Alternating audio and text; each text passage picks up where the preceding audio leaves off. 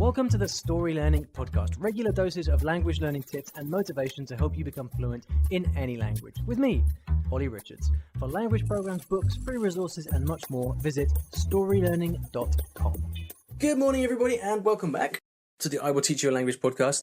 I hope you're having a wonderful day. Hope your languages are going from strength to strength. I am sitting here recording in my home studio. It is a miserable, wet day here in London. It feels like it should be in the middle of February or something. But that is what you get when you live in London. So that's what's going on here. If the rain is pounding against the window, then you know what's going on. Don't worry, it's not a leaking roof. It is just London weather. So there we are. If you're new here, well, thanks for checking out the podcast. Be sure to subscribe on your phone or wherever you get your podcasts so that you get new episodes delivered to you. I often make that mistake, actually, of finding a new podcast and I like it, but I don't hit subscribe. And then I realize 6 months later that I've forgotten about it because the new episodes haven't been downloading. So make sure you subscribe to this if you enjoy it. Okay, I thought I'd read out a quick review here from iTunes, which is just to thank many of you guys who have been leaving positive reviews and don't get enough recognition from me. So here we go. Here is Jib, who said, I've been really getting into Olly's podcasts recently. As an avid language learner and someone who lives life in a second language in a country that isn't their own, I really see the value in these podcasts. For me, the best thing is listening to another intelligent person speak. They are so rare and hard to come by these days. Jib, thank you so much. You left that review a long time ago. It was like a year ago, but if you're still listening, then, well, I guess I must be doing my job properly. So thank you very much, and it's great to have you as a listener. All right, then. We're going to go right all the way over to Canada for today's question. Hi, Olly. My name is Ashlyn, and I'm from Canada. I have a question about learning languages on a budget. I am graduating from college in 2 weeks. I'm very excited about it. And now that I have a lot more spare time, I would like to focus on learning Mandarin Chinese, which has been a goal of mine for quite a while. Because I'm still on a student budget, I don't have a lot of extra money for my hobbies. So I'm wondering which resources you would recommend investing in and which I could maybe find online for either a good price or for free.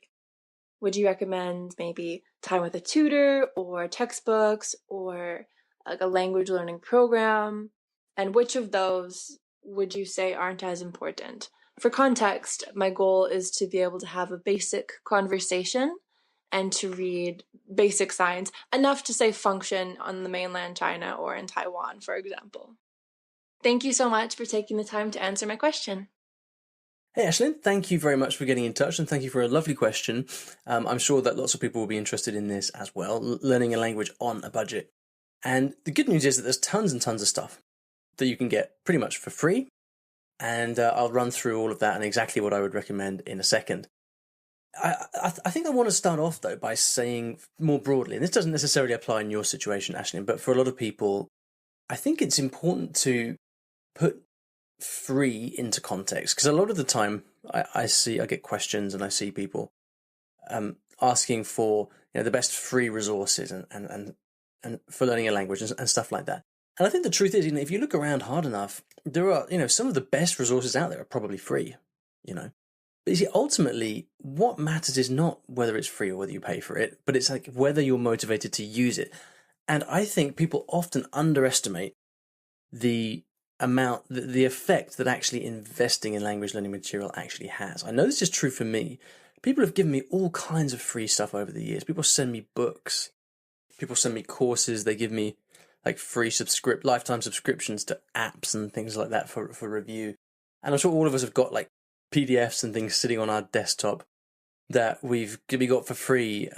But then, of course, when you get this stuff for free, what happens? You don't tend to value it so much because you got it for free. And so as a result, you don't tend to use it. And a lot of people are like this. There's a big sort of psychological question there. And now there'll be plenty of people who are the opposite, plenty of people who can sort of get something free and then dedicate themselves completely to it and they get the same result, in which case, fantastic. But I think it's important for people to realize if you're someone who has the budget to invest in training or courses or lessons or whatever it may be, don't underestimate the value of doing that. Because if you're anything like me, the act of actually investing in something and paying for something is ultimately what kind of spurs me forward to take it seriously. Because I'll be thinking to myself, right, well, I've just invested money in this. I've got to take it seriously. And it doesn't really make much sense to think like that, but think like that I do. And I know lots of people are the same. So, Ashton, this isn't directed at you, but there's something I wanted to say in general, because it can be the case that you can get the same quality material that's free or that you pay for, but you take much more seriously the stuff that you pay for.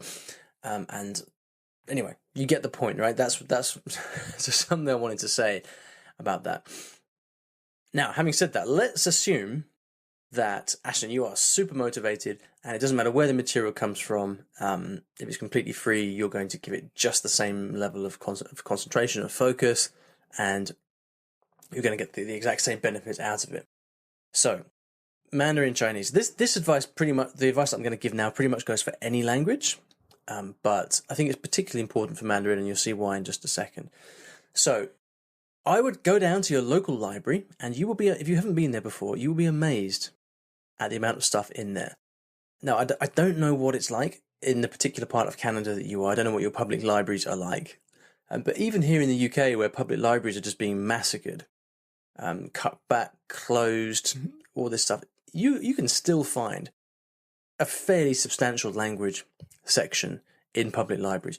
I haven't been to the library near where I live now, but where I used to live was one of the sort of poorest parts of the country, actually, in the Isle of Dogs in East London. Not the kind of place where you'd expect to have an amazing library. But I went to the local library there, and they had tons of language courses of all shapes and sizes and kinds, and audio, all that stuff. And you can just borrow it all for free. So I was quite taken aback by that, and I've since kind of posted some pictures on Instagram, and everyone, lots of people replied saying, yeah, like local libraries are an amazing resource. And of course, that's what libraries are for. So I would just take a trip down to your local library, and if it might be the case that if you live in provincial Canada, actually, it might be the case that you need to go to your nearest big city and go to the library there. But whatever it is, like, find out where your kind of a big local library is. Go down there and browse through the courses and just choose a complete Mandarin course, whatever it is, kind of, whether it's complete Mandarin, teach yourself Mandarin, whatever is out there. Have a look at all the different books and choose one that you like the look and feel of. Make sure it comes with audio for obvious reasons. And then I would go home with that book and I would work through it from cover to cover. This is the great thing about beginner courses in general. Just like for example, my uncovered courses, we have Spanish uncovered, French uncovered, Italian uncovered, German uncovered. When I set about creating a course like that, I aim the reason that it's a complete course and it's fairly expensive as well is because it's totally comprehensive. So basically what you get with those courses is that someone has sat down and thought through everything that you need to know, right? And so with most commercially available textbooks, it's exactly the same. So there's no need for you to kind of go off and just get hundreds of things, because as a beginner, any decent textbook is going to have everything that you need in it. All right, so simply go to your local library, get hold of a good textbook, and then your job then, Ashlyn, is to have the discipline to go home, sit down with that textbook, and then study it through to the end. And I would say go through to the end because it's just the kind of mental discipline of completing something is really important, because otherwise you're going to get distracted by things like Duolingo and whatever everybody else uses, which are kind of fun, but it's not in depth. It won't teach you much. You have huge holes in what you're learning. And so I much prefer the kind of discipline of just going through a textbook, because by the time you get to the end, you're going to have a really well-rounded knowledge and a really solid grounding in the language. So just do that, like the one thing, keep it simple. Now, the other thing I would add to that is I would go and find a language exchange partner or two, or three, or more, whatever. Sometimes you've got to find quite a few in order to find the one who really gels with you. But being on a budget, language exchanges are great. I mean, to be honest, even if you're not on a budget, language exchanges are great because you just get to spend time, face-to-face time with a real person, which is cool. And being in Canada, you're going to have tons of Mandarin speakers around you, I imagine, Ashlyn. So go on to conversationexchange.com, mylanguageexchange.com.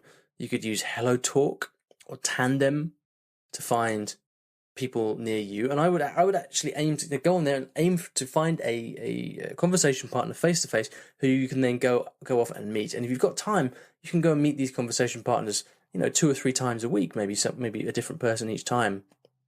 And then what your aim for that is to get them to help you practice the stuff that you're learning in your textbook, right? So if you've just completed module 1 of Teach Yourself Mandarin and you've learned to introduce yourself, well, with your conversation partner, then you go and you practice, guess what?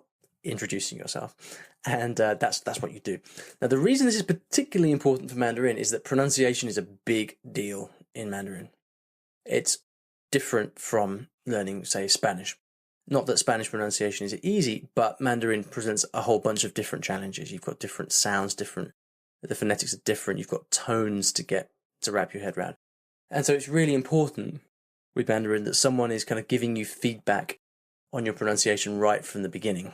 You don't want to just... See, the big danger with just going through a textbook by itself is that you get no feedback and you could be making all kinds of horrendous pronunciation errors, which we don't want.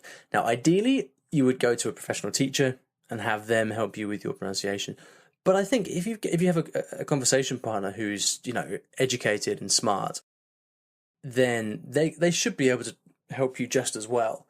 And at a very basic level, you could just ask them to kind of help walk through the spoken bits of the textbook with you, just help you kind of practice. And anyone who's just, minimally smart is going to be able to help you do just that. And obviously in return, then you help them practice English. So I think that kind of dual-pronged approach of you're having a textbook from your local library to give you your base content, to help you grow your knowledge in the language, combined with a language exchange partner to help you speak, to help give you feedback on how you're doing with your speaking, your pronunciation. If that's all you did, you would make great progress. And then it's just down to your motivation. If you're motivated to go through your textbook, if you're motivated to actually meet these speaking partners a few times a week, within a few months, you're going to be doing really well. So that's exactly what I would recommend. We have a bunch of, on my website, on iwillteachyoualanguage.com, we have a bunch of Chinese-related articles as well that can help you. If you go to my website and you go up to the menu to Teach Me Chinese, then you'll find a bunch of things there that can give you some additional kind of learning tips, things that you probably wouldn't find in a textbook. And so that can kind of be your kind of guiding light, if you want, guiding ideas, and all of that's completely free as well. So there you go. That's Mandarin for free. All it's going to cost you is a lot of time, but you already knew that. So so there we go. All right. So thank you very much for your question. If you would like to ask me a question, please go to iwillteachyyoualanguage.com/ask, ASK, and there's a widget there where you can leave me a question. And at the end of every episode, I like to leave you with a resource of some kind on the topic of the show.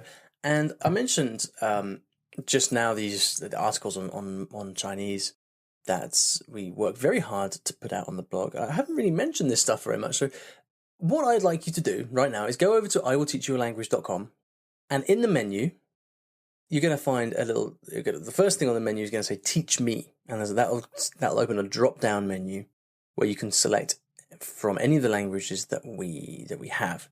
And I want you to select the language that you're learning and have a browse of what's there. You'll find articles, you'll find tips, you'll find courses and products and books and things like that I've written.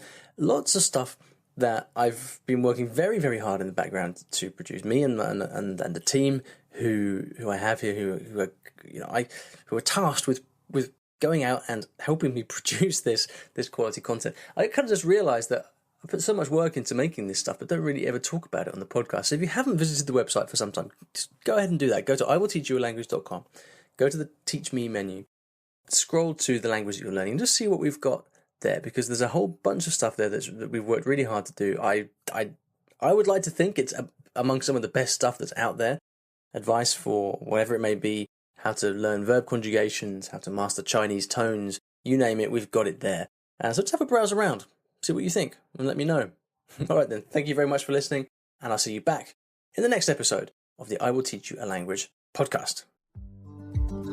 Thanks for listening to today's episode, and in case you didn't already know, I teach languages in a rather unusual way through stories. Now, stories are a great way to learn a new language because when you're engrossed in a story, you remember things more easily, and the mechanics of the language just start clicking inside your brain. It's quite something, and if you'd like to find out how you can learn a new language or improve your skills in a language that you already know and do it with the power of stories, then you should check out my free Story Learning Kit, which will teach you exactly how this method works and how you can use it yourself to learn a new language. Visit storylearning.com/podkit, that's PODKIT, to get free access. Inside, you'll find explanatory videos, masterclasses, worksheets, short stories to practice with, and much, much more. Once again, that is storylearning.com/podkit, PODKIT. And if you're lucky, you might also find a link in the podcast description or show notes of this episode.